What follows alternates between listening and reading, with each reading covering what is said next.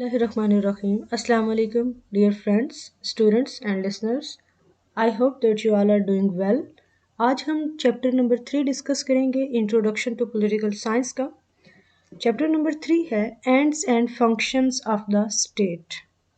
State के objectives क्या हैं और फंक्शंस क्या हैं. क्या स्टेट बजाते खुद एक एंड है, एक गोल है जिसको अचीव कर लिया गया, या स्टेट कुछ गोल्स को और कुछ ऑब्जेक्टिव्स को अचीव करने का एक टूल है, एक इंस्ट्रूमेंट है, और उस गोल को अचीव करने के लिए स्टेट डिफरेंट फंक्शंस परफॉर्म करती है. सो आज हम इस इशू को अंडरस्टैंड करने जा रहे हैं डिफरेंट स्कूल ऑफ थॉट्स के पर्सपेक्टिव को समझते हुए. आज के लेक्चर की जो आउटलाइन है वो ये है कि सबसे पहले हम इस इशू को अंडरस्टैंड करने की कोशिश करेंगे कि what are the ends and functions of the state, और इसके आंसर्स हम डिफरेंट पर्सपेक्टिव्स और डिफरेंट स्कूल ऑफ थॉट्स को सामने रखते हुए देंगे, क्योंकि दो बेसिक स्कूल ऑफ थॉट्स इस क्वेश्चन को एड्रेस करते हैं. एक स्कूल ऑफ थॉट का ये कहना है कि state is an end in itself, जिसको हम आइडियलिज्म कहते हैं, और इसके जो मेजर एक्सपोनेंट हैं वो एक जर्मन पॉलिटिकल फिलोसोफर हैं, हेगल. इसके बाद हम यूटिलिटेरियन व्यू ऑफ स्टेट को डिस्कस करेंगे, और इसमें जेरमी बेंथम, जे.एस. मिल, हर्बर्ट स्पेंसर और ऑस्टन इनका पॉइंट ऑफ व्यू डिस्कस करेंगे. उसके बाद हम चलेंगे कि इंडिविजुअलिस्ट्स का क्या कहना है, क्योंकि इंडिविजुअलिज्म जो पर्सपेक्टिव है इसके मुताबिक state is not an end in itself, rather state is a tool to achieve that end. इसमें हम लाइसे फेयर डॉक्ट्रिन को भी अंडरस्टैंड करेंगे, और जो वेलफेयर कॉन्सेप्ट है स्टेट का, जो प्रेजेंट डे का कॉन्सेप्ट है, उसको अंडरस्टैंड करेंगे. After that we will proceed to study the functions of a welfare state. एक वेलफेयर स्टेट के इसेंशियल फंक्शंस कौन से होते हैं और सेकेंडरी फंक्शंस कौन से होते हैं, और उसके बाद हम डिस्कस करेंगे कि एक इस्लामिक जो स्टेट है उसमें वेलफेयर का कॉन्सेप्ट क्या है. And then we will study political culture, और एक पॉलिटिकल कल्चर में जो चेंज है वो कैसे आता है और क्या ये चेंज स्टेट की रिस्पॉन्सिबिलिटी है. And then political socialisation and communication, and after that we will conclude our chapter. So let's proceed. जो फर्स्ट क्वेश्चन है ends and functions of the state, ये की क्वेश्चन है, और ये ऐसा इम्पोर्टेंट क्वेश्चन है जिसको आप ये कहें कि दिस की question holds A prominent position in the ancient as well as in the modern political thought. क्योंकि इसको थोड़ा सा अंडरस्टैंड करें कि क्या स्टेट बजाते खुद एक एंड है, या ये किसी एंड को हासिल करने का एक टूल है, एक ज़रिया है. अब हमने जितने भी पॉलिटिकल इश्यूज़ हैं, कंटेम्प्रेरी पॉलिटिकल इश्यूज़, उसको उन पॉलिटिकल इश्यूज़ को अंडरस्टैंड करने के लिए हमने इस बेसिक की क्वेश्चन को फोकस करना है. फॉर एग्जांपल आप ये कहते हैं कि किसी जगह पर ये जो सिटीजन्स हैं किसी स्टेट के, उनका ये प्रोटेस्ट है कि स्टेट हमारे मामलात में अनड्यू इंटरफेरेंस कर रही है, यानी स्टेट की बेजा मुदाखलत है. अब ये जो इशू है पॉलिटिकल इशू, इसको समझने के लिए भी आप वापस इसी क्वेश्चन पे आएंगे, और जब आप इस क्वेश्चन को समझेंगे तो इसका आंसर किस पर्सपेक्टिव से आएगा. अगर स्टेट अपनी अनड्यू इंटरफेरेंस को सपोर्ट कर रही है तो इसका मतलब ये है कि जो आइडियलिज्म की जो स्कूल ऑफ थॉट है, स्टेट उसको फॉलो कर रही है, और सिटीजन्स जो हैं वो दूसरे स्कूल ऑफ थॉट को सपोर्ट कर रहे हैं, इंडिविजुअलिज्म को, जिनके नज़दीक जो इंडिविजुअल्स हैं they are more important as compare to state, और स्टेट को उनके मैटर्स में, उनके मामलात में अनड्यू इंटरफेरेंस नहीं करनी चाहिए. दूसरा जो पॉइंट ऑफ व्यू है वो है state is a means to achieve that end, और इस पॉइंट ऑफ व्यू में, इस पर्सपेक्टिव में जो मेजर फोकस है वो एक इंडिविजुअल पे किया जा रहा है, ना कि स्टेट पे. सो जो फर्स्ट पॉइंट ऑफ व्यू है state is an end in it self, इसमें जो सुपीरियर पोजिशन है वो स्टेट के पास है, और state is a means to achieve that end, इसमें जो सुपीरियर पोजिशन है वो किसके पास है, वो इंडिविजुअल के पास है. आइडियलिज्म जो पहले मैंने आपको बताया, तो state is an end in itself, इसके मुताबिक जो स्टेट है वो सुपीरियर है।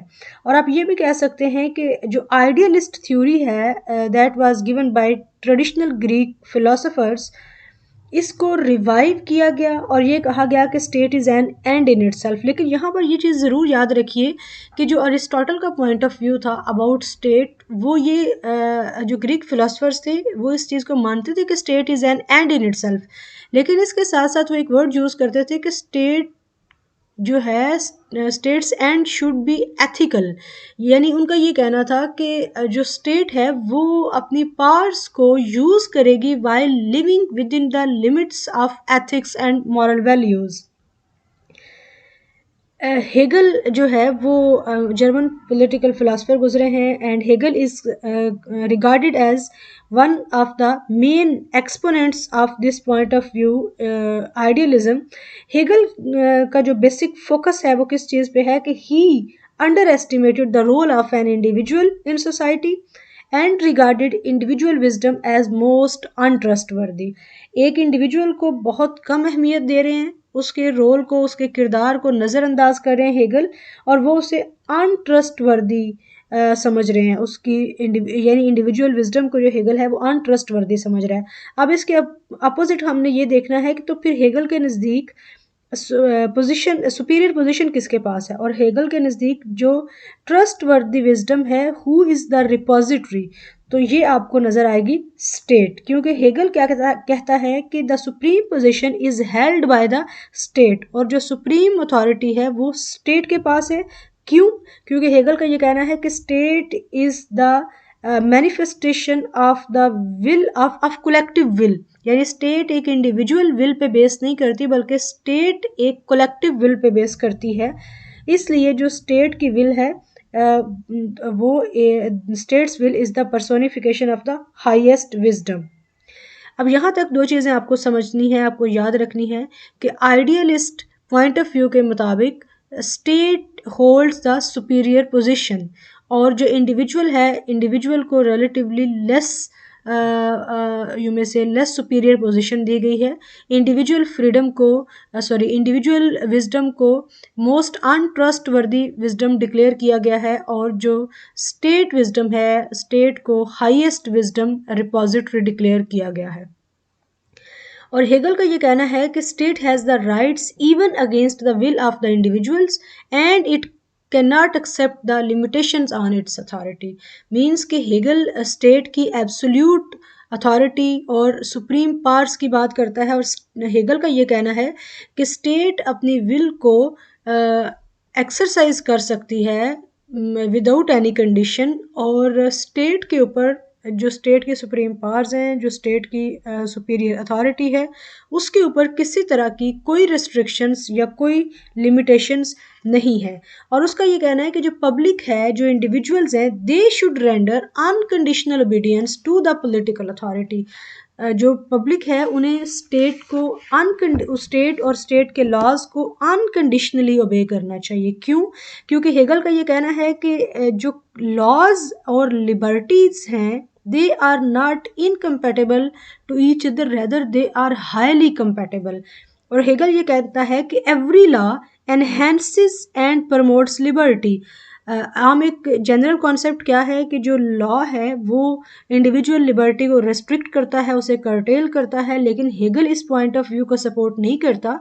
और हेगल का ये कहना है कि every law made by the state enhance and promotes liberty. इसलिए वो कहता है कि public should render unconditional obedience to the political authority, to the laws of the state. अगर हम इस सारी डिस्कशन को सम अप करें तो वी मे से कि Hegel somehow upheld totalitarian view regarding the nature of the state. क्यों? क्योंकि हेगल जब स्टेट के सुप्रीम पावर की बात कर रहा है, और ये बात कर रहा है कि स्टेट की जो सुप्रीम पावर है उसके ऊपर कोई लिमिटेशंस नहीं है, और जो सिटीजन्स हैं उन्हें स्टेट और उसके लॉज की अनकंडीशनल ओबीडियंस करनी चाहिए, तो हम इसको इस तरह से कंक्लूड कर सकते हैं कि Hegel supports the totalitarian view about state. अब इस पॉइंट ऑफ व्यू को, इसके अगेंस्ट जो क्रिटिसिज्म आई उसको अंडरस्टैंड करते हैं। क्रिटिसिज्म क्या था आइडियलिज्म के ऊपर और हेगल के इस पॉइंट ऑफ व्यू के ऊपर कि हेगल प्रोजेक्टेड टोटलिटेरियनिज्म। टोटलिटेरियनिज्म क्या है कि जब स्टेट का टोटल कंट्रोल होगा on all the affairs, on all the departments of life. तो ये जो टोटलिटेरियन अप्रोच है सम हो ये इंडिविजुअल लिबर्टीज़ को कर्टेल कर रही है, उनको रिस्ट्रिक्ट कर रही है। और this approach projects the absolute political authority and underrated and endangered individual liberties. So Hegel के इस पॉइंट ऑफ व्यू को जो different other school of thoughts हैं वो फैशिज्म और नाटसीइज्म के साथ उसको कंपेयर करते हैं और कहते हैं कि हेगल का जो पॉइंट ऑफ व्यू है वो एक्चुअली इन जो पॉलिटिकल आइडियालॉजीज़ हैं उनको सपोर्ट कर रहा है। अब हम चलते हैं नेक्स्ट पॉइंट की तरफ और वो है यूटिलिटेरियन व्यू। यूटिलिटेरियन व्यू जैसे कि नाम ही ये बता रहा है कि इस पर्सपेक्टिव के मुताबिक स्टेट और उसके लॉज को एवेल्यूएट करने के लिए देखना पड़ेगा कि वो लॉज पब्लिक के लिए, इंडिविजुअल्स के लिए किस हद तक यूटिलिटी प्रोड्यूस कर रहे हैं, यानी किस हद तक वो उनके लिए बेनिफिशियल है। लेकिन अब यहाँ पर क्वेश्चन ये है कि उनके बेनिफिशियल होने को उनके यूटिलिटी फुल होने को मैयर कैसे किया जाएगा। लेकिन इसको अंडरस्टैंड करने से पहले मैं आपको बता दूं कि जो जेरेमी बेंथम, जॉन ऑस्टन और जेम्स मिल हैं, इनको मेजर एक्सपोनेंट्स कहा जाता है यूटिलिटेरियन व्यू का। और इस यूटिलिटेरियन व्यू का अगर हम सेंट्रल थीम की बात करें तो वो ये है कि state and its institutions are to be valued with reference to their utility. अगर एक लॉ पब्लिक के लिए मैक्सिमम यूटिलिटी प्रोड्यूस कर रहा है तो वो एक अच्छा लॉ है, और अगर एक लॉ पब्लिक के लिए मैक्सिमम यूटिलिटी प्रोड्यूस नहीं कर रहा तो वो एक अच्छा लॉ नहीं है और स्टेट को उसको एग्जीक्यूट नहीं करना चाहिए।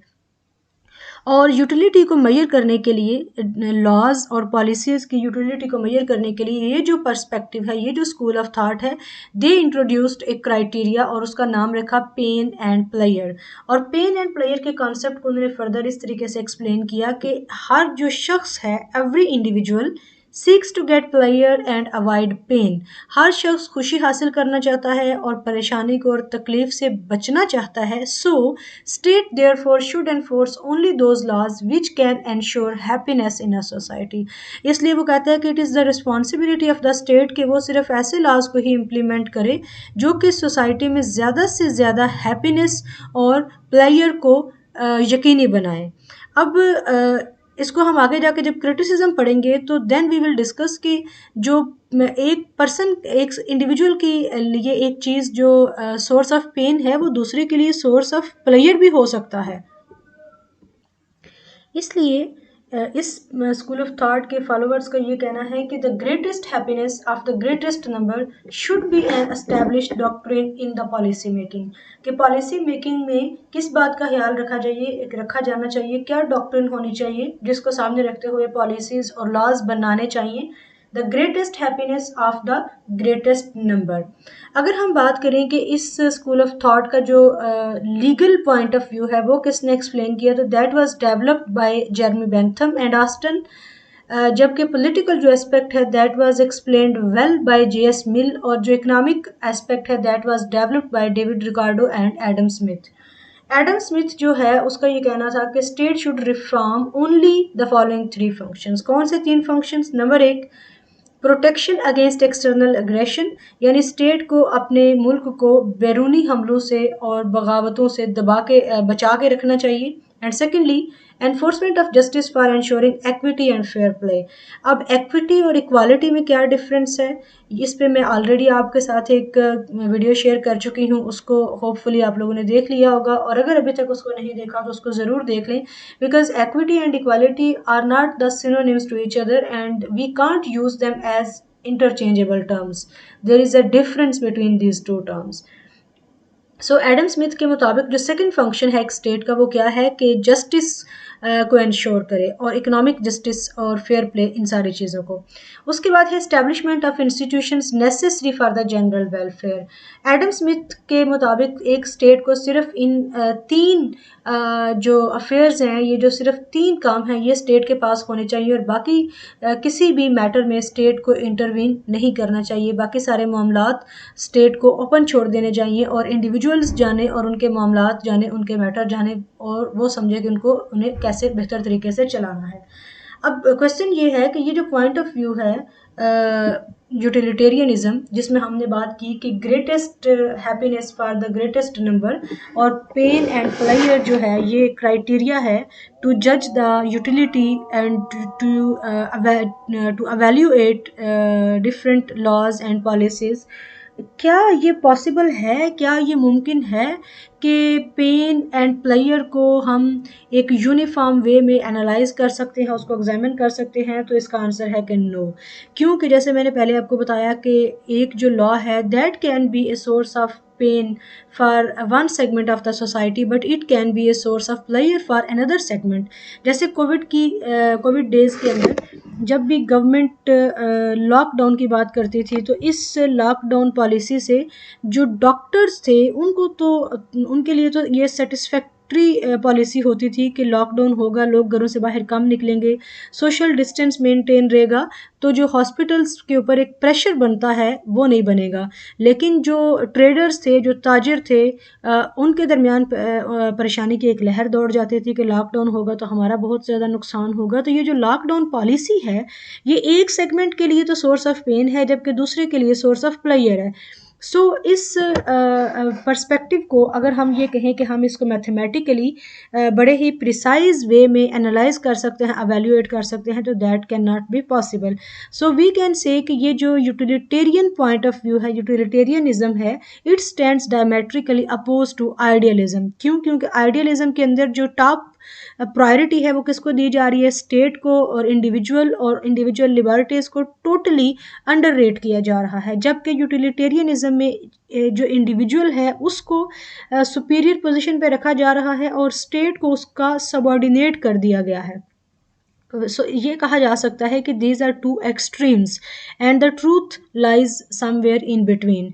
मीन्स कि स्टेट की जो मदाखलत है वो अनड्यू नहीं होनी चाहिए, अनड्यू इंटरफेरेंस स्टेट का नहीं होना चाहिए, लेकिन स्टेट को बिल्कुल ही सेट असाइड भी नहीं कर देना चाहिए। स्टेट को एक सुपीरियर और एक सबॉर्डिनेट इंस्टीट्यूशन के तौर पर भी काम नहीं करना चाहिए, क्योंकि अगर ऐसा होगा तो फिर जो स्टेट ऑफ नेचर की सिचुएशन है वो बन जाएगी, माइट इज़ राइट का कॉन्सेप्ट होगा, और वो लोग जो कि अपने राइट्स को प्रोटेक्ट नहीं कर सकते हैं because they are not powerful enough, तो फिर उनके राइट्स को प्रोटेक्ट करने वाला कोई नहीं होगा।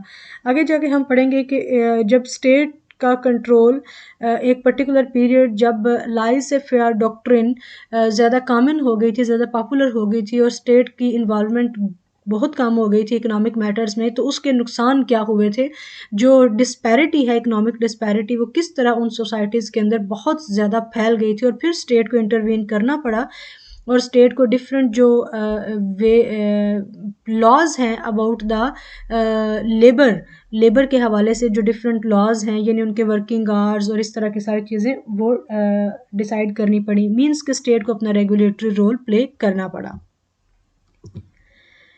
थर्ड जो हमारे पास थ्योरी है, जो पॉइंट ऑफ व्यू है, जो पर्सपेक्टिव है, जिसको हम समझेंगे किस कॉन्टेक्स्ट में कि what are the ends and functions of a state, वो है individualism.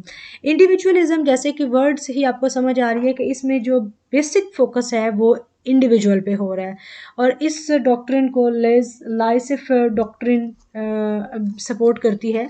18th century was a period of rapid economic changes. 18वीं सदी में इकोनॉमिक चेंजेस आ रही थी, यानी हम ये कह लें कि इसमें जो मैन पावर है उसकी बजाय मशीन यूज़ होने लग गई थी, इंडस्ट्रियल चेंज आ रहा था और टेक्नोलॉजी एडवांस हो रही थी, ख़ास तौर पर यूरोप के अंदर। अब ये जो इकोनॉमिक चेंजेस आई, ये टेक्नोलॉजी का यूज़ होना शुरू हो गया, तो इससे हुआ क्या कि this was a rapid increase in the wealth of the industrial class. क्यों इंडस्ट्रियल क्लास की वेल्थ इंक्रीज हो रही थी? क्योंकि इंडस्ट्रियल क्लास के पास कैपिटल था, पैसा था, और उस पैसे से उन्होंने टेक्नोलॉजी परचेज़ की, लेबर भी परचेज़ की, और उन्होंने अपनी इंडस्ट्रीज़ लगाना शुरू की, और उन इंडस्ट्रीज़ का जो सारे का सारा और जो मैक्सिमम और जो आप ये कह लें कि लार्जर चंक था वो इंडस्ट्रियलिस्ट के पास जा रहा था, फैक्ट्री ओनर के पास जा रहा था, ना कि फैक्ट्री वर्कर के पास। इस वजह से जो पब्लिक जो वेज अर्नर्स थे, यानी जो मज़दूर थे, जो दिहाड़ीदार थे, उनकी हालत जैसे पहले ख़राब थी उससे और ज़्यादा ख़राब होना शुरू हो गई। और हम ये कह सकते हैं कि ये जो डिस्पैरिटी है, ये जो इनकम गैप है इंडस्ट्रियल क्लास और जो लेबर क्लास है उसके दरमियान, ये बढ़ना शुरू हो गया। और ये कहा जा सकता है कि the one of the main and the major causes of this disparity can be attributed to the popularity of laissez-faire doctrine। क्योंकि लाइज़े फेयर डॉक्ट्रिन में क्या है कि गवर्नमेंट की इन्वॉल्वमेंट नहीं होगी मार्केट के अंदर, और मार्केट के जो डिमांड एंड सप्लाई फोर्सेस हैं वही रेगुलेटरी फोर्सेस हैं और वही मार्केट को रेगुलेट करेंगी। लेकिन जैसे पहले मैंने आपको बताया कि अगर मार्केट में गवर्नमेंट रेगुलेट नहीं करेगी, गवर्नमेंट अपना रेगुलेटरी रोल प्ले नहीं करेगी, तो जो एक फैक्ट्री ओनर है वो लेबर को उससे कितना काम ले रहा है, क्या वो उनसे 14 घंटे काम ले रहा है उन्हीं उतने ही पैसों में, जितना कि वो 8 घंटे उनसे काम लेना उसे चाहिए और उतना पे करने चाहिए। तो इसका मतलब ये है कि अगर वो उनसे 8 घंटे काम ले रहा है, 14 घंटे या 16 घंटे काम ले रहा है और उनको कम पे कर रहा है या ज़्यादा पे कर रहा है, तो लॉयज़ फेयर डॉक्ट्रिन में हम ये कह रहे हैं कि गवर्नमेंट की इन्वॉल्वमेंट तो मार्केट के अंदर है ही नहीं है, इकोनॉमी में है ही नहीं। तो इसका मतलब ये है कि उस इंडस्ट्रियलिस्ट को, उस फैक्ट्री ओनर को कोई पूछने वाला नहीं है। तो इस तरीके से क्या होगा कि वो जो वेज अर्नर है वो सिर्फ और सिर्फ उस इंडस्ट्रियल क्लास के रहमो करम पे रह जाएगा। और इंडस्ट्रियल क्लास का बेनिफिट किस चीज़ में होगा कि वो ज़्यादा से ज़्यादा उनसे काम करवाएं और उनको कम से कम पे करें। इट मीन्स कि वो जो एक गैप है, income disparity gap industrial class और वेज अर्नर के दरमियान, वो बढ़ता चला जाएगा।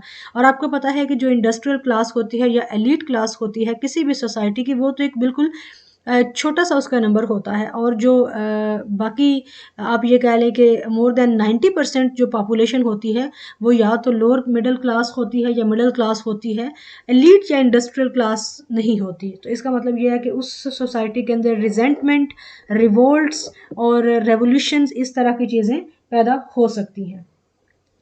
अगर हम बात करें कि जो इंडिविजुअलिज़्म है इसमें ज़्यादा अहमियत किसको दी जाती है, तो वी मे से कि इंडिविजुअल पर्सन जो है और उसकी जो आज़ादी है उसको ज़्यादा अहमियत दी जा रही है। And this approach underrated the role of the state as they wanted to restrict the sphere of state action. अब इसके ऊपर क्रिटिसिज्म क्या है, जैसे मैंने आपको शुरू में बताया कि इसकी वजह से जो पब्लिक जो वेज अर्नर क्लास थी उनके हालात और ज़्यादा बदतर होना शुरू हो गए। सो फिर मार्केट के अंदर गवर्नमेंट को इंटरवीन करना पड़ा। गवर्नमेंट को अपना जो रेगुलेटरी रोल था वो प्ले करने के लिए डिफरेंट लॉज और पॉलिसीज़ बनाई गई ताकि जो लेबर क्लास है उसके राइट्स को भी प्रोटेक्ट किया जा सके और वो भी अपने राइट्स को इक्वली एक प्रोटेक्टेड एनवायरनमेंट में एंजॉय कर सकें। अभी तक हमने 3 पर्सपेक्टिव्स को डिस्कस किया है। एक है आइडियलिज्म, और उसके बाद सेकंड जो है वो यूटिलिटेरियनिज्म है, फिर है इंडिविजुअलिज्म। इंडिविजुअलिज्म में जो मेजर फोकस है वो इंडिविजुअल पे है। यूटिलिटेरियनिज्म का जो बेसिक फोकस है वो किस चीज़ के ऊपर है, यूटिलिटी ऑफ लॉज। और यूटिलिटी ऑफ लॉज को मेजर करने और एवेल्युएट करने का जो क्राइटेरिया दिया गया वो क्या था, पेन एंड प्लेयर। और पहला जो हमने डिस्कस किया आइडियलिज्म, उसके नज़दीक जो बेसिक फोकस है वो स्टेट पे हो रहा है। और स्टेट, ये कहा जा रहा है कि state is the repository of the superior position and holds the ultimate political authority. अब हम चलते हैं नेक्स्ट, वो क्या है कि वेलफेयर कॉन्सेप्ट ऑफ स्टेट। अब ये जो वेलफेयर कॉन्सेप्ट ऑफ स्टेट है ये समहाउ यूटिलिटेरियन कॉन्सेप्ट से भी मिलता जुलता है, और इसमें कुछ जो एलिमेंट्स हैं वो जो आइडियलिस्ट अप्रोच है उसके भी आते हैं, और कुछ एलिमेंट्स इसके अंदर जो इंडिविजुअलिज्म है उसके भी आते हैं। वेलफेयर वर्ड से ही आपको समझ आ रही है कि एक ऐसी स्टेट जो कि फलाह बहबूद का काम करे, जिसका बेसिक मकसद, बेसिक पर्पस क्या हो, जिसका ऑब्जेक्टिव क्या हो, वेलफेयर, वेलफेयर ऑफ पीपल। तो क्वेश्चन जो हमारा बेसिक क्वेश्चन था जिस पे ये पूरा चैप्टर हमारा बेस कर रहा है कि एंड्स एंड फंक्शंस। तो इसका मतलब ये है कि एक स्टेट के function, welfare concept of state के मुताबिक स्टेट के जो फंक्शंस हैं वो for the welfare of public, for the well being of the people होने चाहिए। तो ये कहा जा सकता है कि it is the real end of state. जैसे अरिस्टोटल ने कहा कि स्टेट का जो एंड है वो एथिकल है। एथिकल क्या है कि वो इलीगल या कोई अनएथिकल एक्टिविटी नहीं करेगी, यानी आप ये कह रहे हैं कि इंडिविजुअल्स के कॉन्टेक्स्ट में। इसी तरह से अगर आप social contract thinker Thomas Hobbes की बात करें तो थॉमस हॉब्स का भी ये कहना था कि ये जो कॉन्ट्रैक्ट साइन हुआ, यानी जो रियासत बनी कॉन्ट्रैक्ट के नतीजे में, वो इसलिए बनी क्योंकि जो लोग थे वो सिविल वार से और फ्यूडल्स के जुल्म सितम से तंग आए हुए थे, तो उन्होंने पीस को हासिल करने के लिए कॉन्ट्रैक्ट किया और रियासत बनाई। आगे जाके हम उसकी जो टर्म्स एंड कंडीशंस है वो डिफरेंट हैं, जिसमें वो एब्सोल्यूट सॉवरेनिटी की बात करते हैं। उसके बाद जॉन लॉक को अगर आप देखें तो जॉन लॉक भी ये कहता है कि जो नेचुरल राइट्स हैं they are the more important right, क्योंकि उसका ये कहना है कि ये प्री स्टेट पीरियड में भी मौजूद थे। और लॉक का ये कहना है कि स्टेट बनाई ही इसलिए गई ताकि जो इंडिविजुअल्स हैं यानी जो सिटीजन्स हैं उस स्टेट के, वो अपने इन नेचुरल राइट्स को एक प्रोटेक्टेड और एक कंफर्टेबल एनवायरनमेंट में एंजॉय कर सकें। और 3 नेचुरल राइट्स को बहुत अहमियत देता है lock, life, liberty and property. अगर आप लास्की को देखें तो लास्की का ये कहना है कि the entire structure of society comes into being for the promotion of public liberties. तो ये 4 मैंने आपके साथ पॉलिटिकल फिलोसफर्स के पॉइंट ऑफ व्यूज डिस्कस किए हैं जिनके नज़दीक स्टेट क्या है।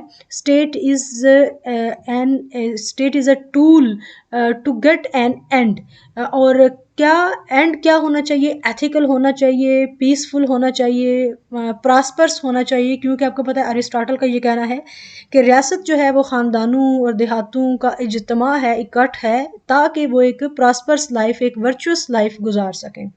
सो वेलफेयर कॉन्सेप्ट ऑफ स्टेट क्या है कि जहाँ पर जो स्टेट है वो ऐसे लॉज और ऐसे मेजर्स इंट्रोड्यूस करवाती है जिससे वो वेलफेयर और वेल बीइंग को एंश्योर कर सके। अब हम चलते हैं कि एक स्टेट के पास, एक स्टेट जो कि वेलफेयर स्टेट है उसके फंक्शंस क्या होने चाहिए। तो 2 तरह के फंक्शंस हैं, एक है एसेंशियल फंक्शंस और सेकंड है सेकेंडरी फंक्शंस। अगर एसेंशियल फंक्शंस की बात की जाए तो ये वो फंक्शंस हैं जो कि इंतहाई ज़रूरी फंक्शन है, और अगर ये फंक्शंस परफॉर्म नहीं किए जाएंगे तो शायद रियासत ही ख़त्म हो जाएगी। नंबर 1 पे है maintenance of law and order, यानी अमन सुकून को कायम रखना, इंटरनली भी और एक्सटर्नली भी। और ये बेसिक फंक्शन है एक स्टेट का कि वो लॉ एंड ऑर्डर को मेंटेन करे ताकि एक वो जो उस स्टेट के अंदर सिटीजन्स हैं वो एक प्रोटेक्टेड एनवायरनमेंट में जो उनके नेचुरल राइट्स हैं जिनको जॉन लॉक बहुत ज़्यादा प्रमोट करता है, लाइफ, लिबर्टी एंड प्रॉपर्टी, वो उनको एंजॉय कर सकें। अब इस बेसिक फंक्शन में essential function maintenance of law and order के अंदर डिफेंस अगेंस्ट एक्सटर्नल एग्रेशन ये भी शामिल है, और एक्सटर्नल एग्रेशन से प्रोटेक्ट करने के लिए स्टेट्स के पास रेगुलर आर्मीज़ होती हैं। और इसके अलावा जो फॉरेन रिलेशंस हैं वो भी स्टेट को एक्सटर्नल एग्रेशन से बचाने का एक सोर्स होते हैं, एक टूल होते हैं। और अगर हम बात करें इंटरनल पीस एंड ऑर्डर की, इंटरनल लॉ एंड ऑर्डर की, तो उसके लिए स्टेट के पास पुलिस डिपार्टमेंट्स मौजूद होते हैं, उसके ज़रिए से वो इंटरनली लॉ एंड ऑर्डर को इंश्योर करती हैं। सेकेंड जो एसेंशियल फंक्शन है that is administration of justice, क्योंकि जो जस्टिस है it is a primary duty of A government. क्यों प्राइमरी ड्यूटी है? क्योंकि अगर गवर्नमेंट ऐसे कंडीशंस प्रोवाइड नहीं करेगी जहाँ पर लोगों को इक्वल अपॉर्चुनिटीज़ अवेलेबल हों टू बिल्ड देयर कैपेसिटीज़, और जो उनके नेचुरल एबिलिटीज़ हैं वो उनको फुली उनके मुताबिक काम कर सकें, एंजॉय कर सकें। So administration of justice is also an essential and basic function of a state. और इस फंक्शन को परफॉर्म करने के लिए एक इंडिपेंडेंट जुडिशरी आमतौर पर एक पॉलिटिकल सिस्टम का एक इम्पॉर्टेंट पार्ट होती है। और जजेस का अपॉइंट कैसे करना है, उनकी सैलरीज़ को फिक्स कैसे करना है, और सेपरेशन ऑफ पावर्स वगैरह, ये सारी चीज़ें आमतौर पर कॉन्स्टिट्यूशन के अंदर मेंशन कर दी जाती हैं ताकि इनको कॉन्स्टिट्यूशनल प्रोटेक्शन हासिल हो और कोई भी जो गवर्नमेंट है वो किसी भी वक्त आके इनके साथ छेड़छाड़ ना कर सके, इनको तब्दील ना कर सके। थर्ड जो है वो है कंडक्ट ऑफ फॉरेन अफेयर्स, यानी जो खारजी मामलात हैं एक स्टेट के दूसरी स्टेट्स के साथ जो मामलात हैं उनको बड़ा टैक्टफुली डील करना। और टैक्टफुली डील करना क्यों करना ज़रूरी है, जैसे पहले हमने बात की कि लॉ एक्सटर्नल एग्रेशन से प्रोटेक्ट करने के लिए भी, और इसके अलावा जो इकोनॉमिक प्रॉस्पेरिटी और ग्रोथ है उसको एनहेंस करने के लिए भी, और इंटरनेशनल कम्युनिटी में अपना एक पॉजिटिव इमेज और एक पॉजिटिव जो फेस है, एक अच्छी फेम है, उसको अटेन करने के लिए भी जो फॉरेन अफेयर्स हैं वो आपको पता है ज़रूरी है। क्योंकि this the 21st century you may say it is an age of internationalism, और इस एज ऑफ इंटरनेशनलिज्म में every state almost have different types of mutual agreements, contracts, pacts, और जो फॉरेन अफेयर्स हैं किसी भी स्टेट के वो इसी उसकी जो फॉरेन पॉलिसी है उसके मुताबिक ही होते हैं। और फॉरेन पॉलिसी कैसे बनती है, क्योंकि आपको पता है कि फॉरेन पॉलिसी क्या है, it is a policy to establish relations with other external states. अब हम चलते हैं सेकेंडरी फंक्शंस की तरफ। जब ये प्राइमरी फंक्शंस अच्छे से परफॉर्म हो रहे होंगे तो सेकेंडरी फंक्शंस के लिए भी एक सूटेबल और एक कंफर्टेबल एनवायरनमेंट क्रिएट हो जाएगा सेकेंडरी फंक्शंस को डिलीवर करने के लिए। सेकेंडरी फंक्शन में जो टॉप इम्पॉर्टेंट फंक्शन है वो है economic planning and economic growth, because this is the modern industrial as. और इस मॉडर्न इंडस्ट्रियल एज में जो स्टेट है, स्टेट रेगुलेट्स इकोनॉमिक एक्टिविटीज़। अब पीछे हमने पढ़ा कि 18th सेंचुरी में जिसको पीरियड ऑफ इंडस्ट्रियलाइजेशन कहा जाता है इन यूरोप। जी स्टूडेंट्स, हम बात कर रहे हैं इकोनॉमिक प्लानिंग की कि in this modern industrial as state regulates economic activities ensure the protection of the interests of all classes।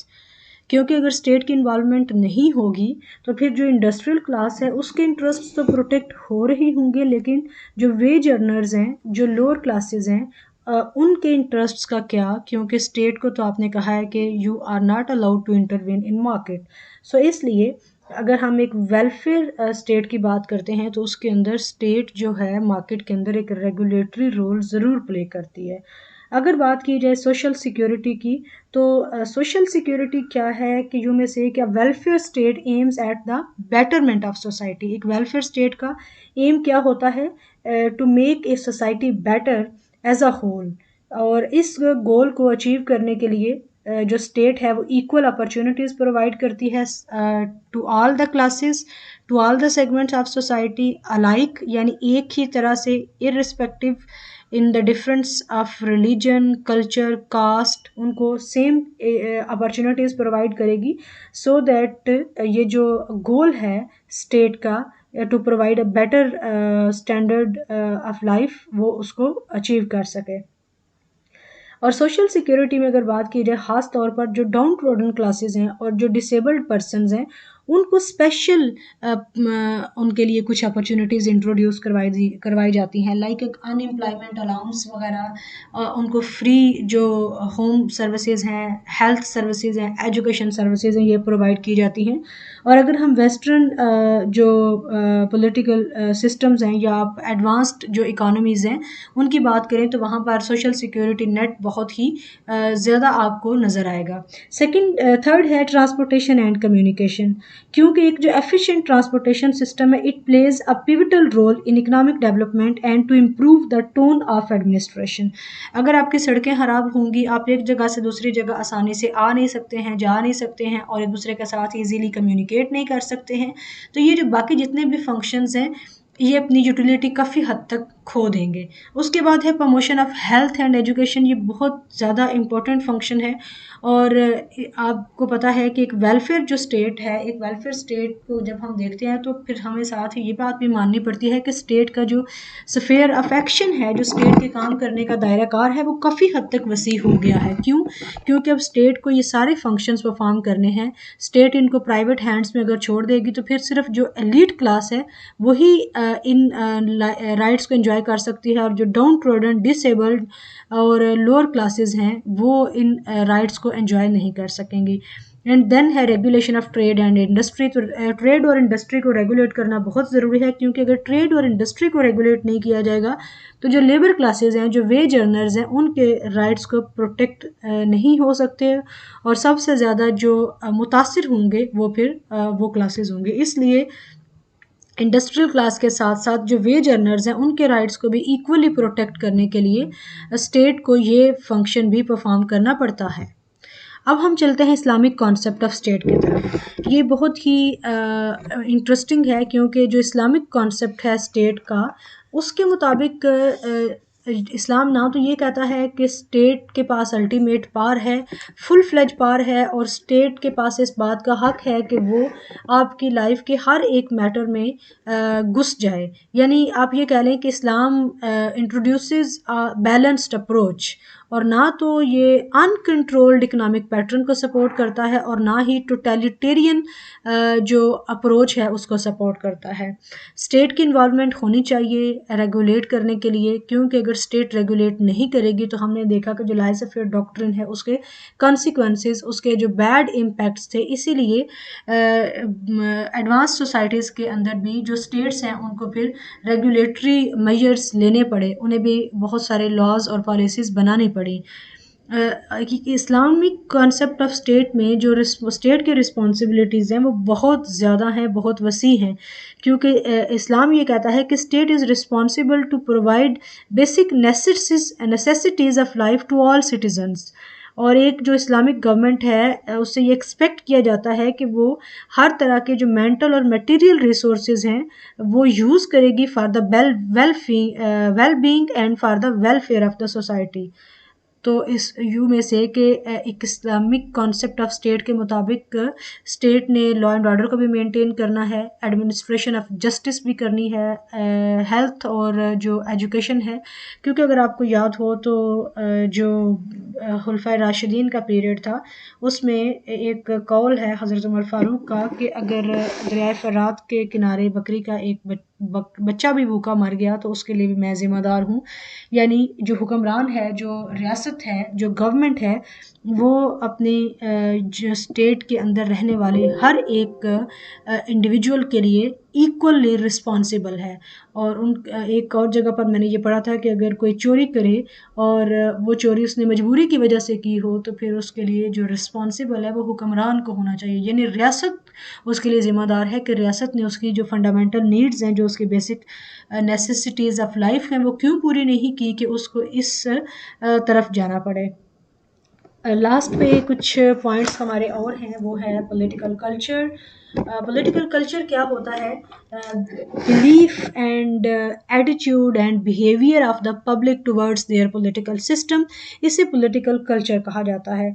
और पॉलिटिकल सोशलाइजेशन क्या है? Political socialisation is a process in which political culture, political belief, political values from one generation is transferred to the next generation, उसे political socialization कहते हैं। There are different agents of political socialization, like अगर आप बात करें आपकी family की, तो family is the first agent of political socialization। Radio, TV, social media, आपके friends, your teachers, they all are the agents, even के political parties are the agents of political socialization। Chapter number 3 हमारा complete हो गया है, और chapter number 3 के अंदर हमारा जो बेसिक क्वेश्चन था जिसको हमने इस पूरे चैप्टर में डिस्कस किया वो क्या था कि what are the ends and functions of state.